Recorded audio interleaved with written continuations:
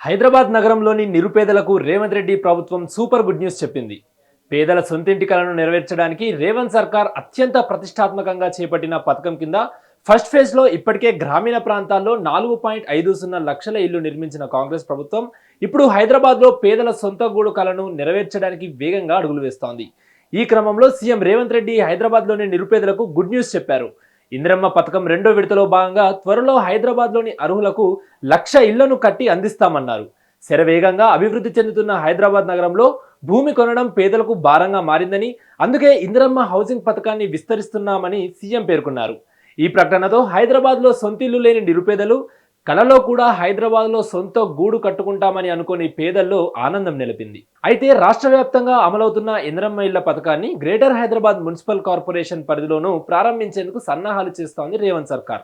ఉగాది పండుగలోపు అర్హులైన లబ్ధిదారులకు ఇళ్ల మంజూరు పత్రాలు అందజేయాలని ప్రభుత్వం లక్ష్యంగా పెట్టుకుంది.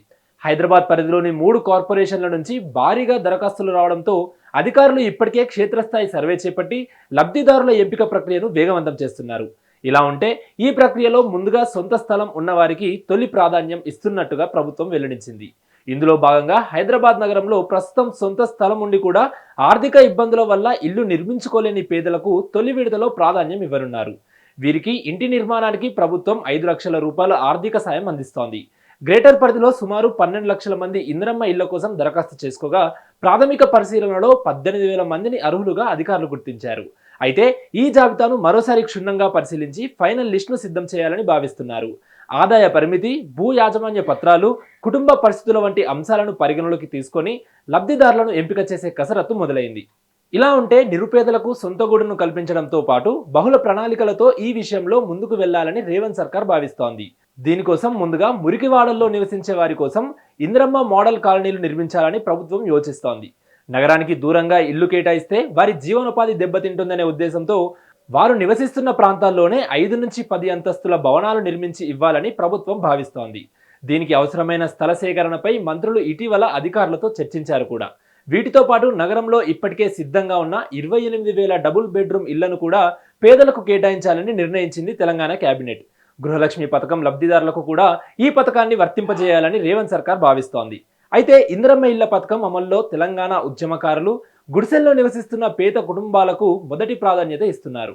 అయితే రాష్ట్రంలో గుడిసెలు ఉండకూడదని, ప్రతి ఒక్కరూ సొంతిల్లు కలిగి ఉండాలనేదే తమ లక్ష్యమంటున్న రేవంత్ సర్కార్ తండాలు, గూడెల్లో నివసించే ఆదివాసీలను గుర్తించి అందరికీ ఇందిరమ్మ ఇళ్లను నిర్మిస్తామని స్పష్టం చేసింది.